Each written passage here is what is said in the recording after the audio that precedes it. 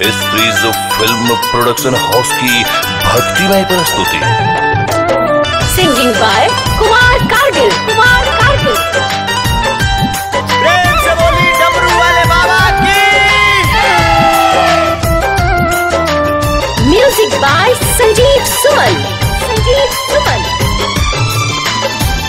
जहिया से करत बानी हम शिव चर्चा, जहिया से करत बानी हम शिव चर्चा, खुलल भाग्य हमार हो।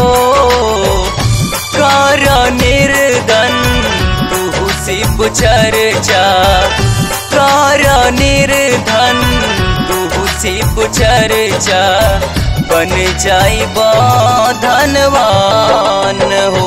निर्धन बन जाइबा धनवान हो।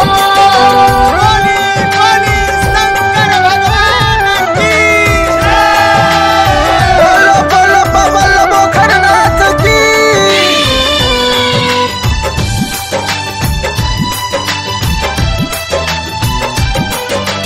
एस सीरीज फिल्म्स की धमाकेदार प्रस्तुति। तीनों लोग के मालिक हवे शिव गुरु हमरो, एक बार करके देखो दुख हरिये तोहरो।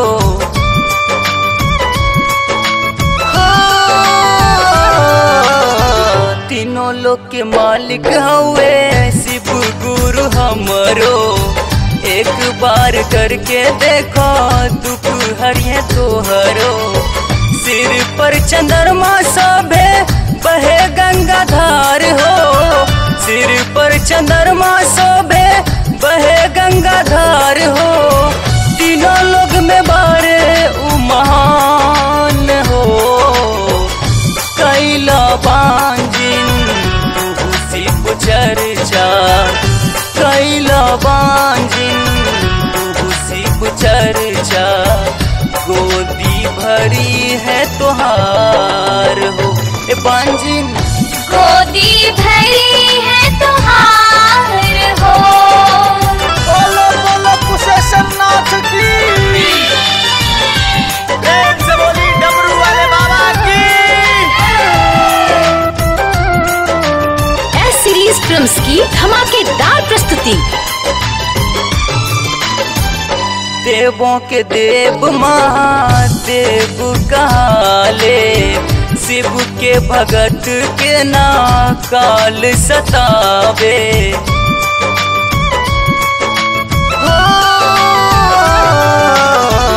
देवों के देव महादेव कहाले, शिव के भगत के ना काल सतावे।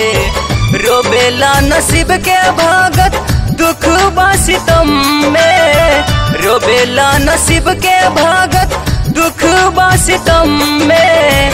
कालों के हवे महाकाल हो, कैला दुखिया तू शिव चर्चा, कैला दुखिया तू शिव चर्चा, शिव के महिमा महान हो।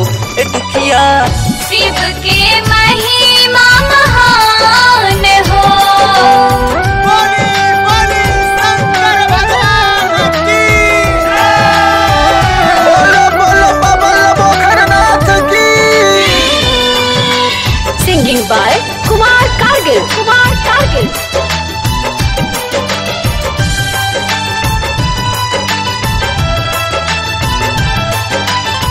शिव के आशीष पाके हरेंद्र भैया कहिले, नीलम दीदी मिली सबके चर्चा सिखैले।